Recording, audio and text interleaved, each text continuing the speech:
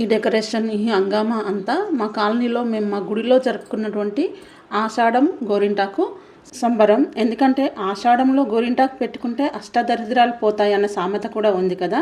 అందుకే మేమందరం కలిసి ఇలాగా చేసుకున్నాము. అలాగే ఇది ఇప్పుడు ట్రెండింగ్లో రీల్స్లో కూడా ఉంది కదా. మా ఆషాఢ సంబరాలు ఎలా జరిగాయి, అసలు గోరింటాకు ఆషాఢంలో ఎందుకు పెట్టుకుంటారు, పూర్వంలో ఎలా ఉండేది ఈ వేడుక, ఇప్పుడు ఎలా ఉంది అన్న వివరాలన్నీ నేను ఈ వీడియోలో వివరిస్తాను. వీడియో పూర్తి వరకు చూసి ఒక లైక్ చేసి నా ఛానల్ సబ్స్క్రైబ్ చేసుకోండి. ముందుగా గురు పౌర్ణమి రోజున పూజ అనంతరం ఇలా మా గుడిలో అన్నదానం జరిగింది. మేమందరం ఇలా అన్నదానం కార్యక్రమంలో కొద్దిసేపు సేవ చేశాము. గురు పౌర్ణమి రోజున వర్షం పడడం వల్ల కొంచెం జనం తక్కువగానే వచ్చారు. మామూలుగా అయితే ఎప్పుడు పెద్ద క్రౌడ్ ఉండేది.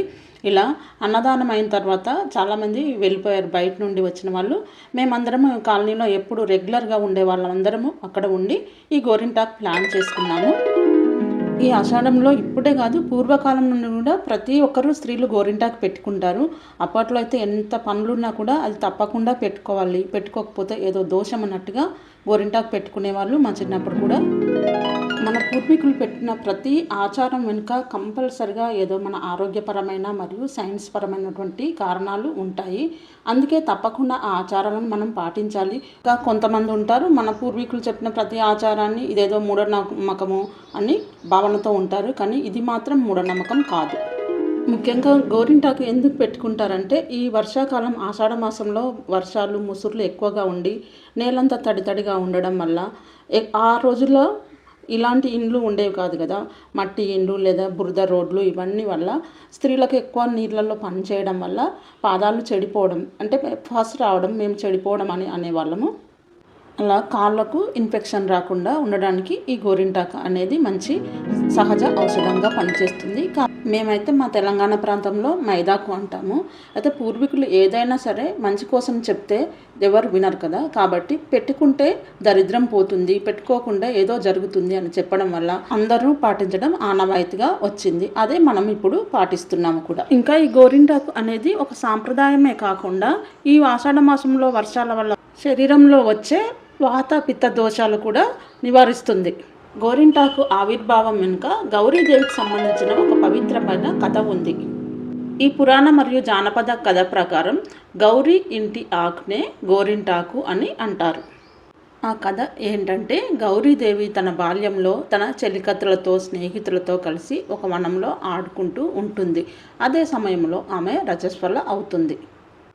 ఆ సమయంలో ఆమె శరీరం నుండి జారిపడిన రక్త చుక్క నేల మీద పడినప్పుడు ఆ పవిత్రమైన శక్తితో ఒక కొత్త మొక్క పుట్టింది. ఆ మొక్కే గోరింట చెట్టుగా ప్రసిద్ధి చెందింది. గౌరీదేవికి ఇష్టమైనది కావడంతో దానికి గౌరీ ఇంటి ఆకు అనే పేరు వచ్చింది. అదే క్రమంగా గోరింటాకుగా మారింది. గౌరీదేవి అనుగ్రహం వల్ల ఈ ఆకు ఎర్రగా పండే గుణము, అద్భుతమైన ఆరోగ్య ప్రయోజనాలు చేకూరాయని నమ్ముతారు. అందుకే మహిళలు దీనిని సౌభాగ్య చిహ్నంగా భావిస్తారు. గోరింటాకు పెట్టుకోవడం వల్ల శరీర ఉష్ణోగ్రత తగ్గి ఆరోగ్యం చేకూరుతుందని ఆయుర్వేదం కూడా చెప్తుంది. ప్రెగ్నెంట్గా ఉన్నవాళ్ళు తమ పిల్లలు తెల్లగా పుట్టాలని వాళ్ళకు 5వ నెల వచ్చిన తర్వాత శ్రీమంతం జరిగిన తర్వాత కుంకుడుగాయ గింజంత గోరింటాకును ముద్దగా చేసుకొని తినేవాళ్ళు. ఇది చాలామంది పాటించేవాళ్ళు అప్పట్లో. నేనైతే తినలేదు, అది నిజమో కాదో తెలియదు. మీకు తెలిస్తే కామెంట్ చేయండి. గోరింటాకు అంటే అప్పుడే రెడీమేడ్గా దొరక కోన్ కాకుండా మేము సహజమైన ఆకుతోనే ఈ వేడుక చేసుకున్నాము. ఇలా గోరింటాకు అంటే మేమైతే మైదాకు అంటాము. ఆ మైదాకు ఆ కొమ్మలన్నీ తీసుకొచ్చి వాటినన్నీ విరిచేటప్పుడు అవన్నీ ఇది చూస్తుంటే మాకు చిన్నప్పుడు మా స్కూల్ డేస్లో అంటే 80sలో మేము ఎలా గోరింటాకు ఊరంతా వెతికి ఎలా తెచ్చుకునే వాళ్ళము, ఎలా చేసుకునే వాళ్ళము అవన్నీ గుర్తుకొచ్చాయి. మేమైతే ఆషాఢం వచ్చిందంటే హాఫ్ డే నుండి స్కూల్కు డుమ్మా కొట్టి గోరింటాకు కోసము మైదాకు కోసము తిరిగి మా ఊర్లో చాలా తక్కువ ఉండేవి మైదాకు చెట్లు. అవి ఎక్కడ ఉన్నాయో తీసుకొచ్చి ఇంకా ఈ మైదాకు బాగా పండాలంటే 7 ఇండ్ల నుండి పెంకాసులు అనేవాళ్ళము. ఆ 7 ఇండ్ల పెంకాసులని చిన్న చిన్న గోడ నుంచి పెంకు ముక్కలు అవన్నీ ఏరుకొచ్చాం. ఇదంతా ప్రాసెస్ అయ్యే వరకు మాకు సాయంత్రం పట్టేది గోరింటాకు అంతా రెడీ అవ్వడానికి. ఇంకొక ఫన్నీ విషయం ఏమంటే ఈ గోరింటాకులో ఆ కాసు అంటే కొంతమంది తమలపాకులు వేసుకున్న ముసలి వాళ్ళ దగ్గర ఉండేది. వాళ్ళ దగ్గరికి వెళ్ళి వాళ్ళని కాకబట్టి వాళ్ళు ఇచ్చేవాళ్ళు కాదు. ఆ కాసు ఇంకొకటి తప్పకుండా ఏంటి పిట్టపి అనే దాన్ని కూడా వేసేవాళ్ళు. అది ఎక్కడ దొరుకుతుందా అని తెగ వెతికే వాళ్ళము, గోడల మీద తిరుగుతూ అక్కడ ఇక్కడ. ఇవన్నీ వేసిన తర్వాత పెద్ద రోట్లో వేసి దంచి నైటు తొందరగా అన్నం తినేసి చేతులంతా పెట్టుకొని మళ్ళీ బెడ్షీట్లకు పరుపులకు అంటకుండా ఒక క్లాత్ కట్టి పడుకొని తెల్లారి విప్పేవాళ్ళం మేమైతే. ఇప్పుడంతా రెడీమేడ్గా మిక్సీలో వేసి ఒక గంటలోనే మేము తీసేస్తే కూడా బాగా పండుతుంది. మా అందరికి బాగానే పండింది నిన్న.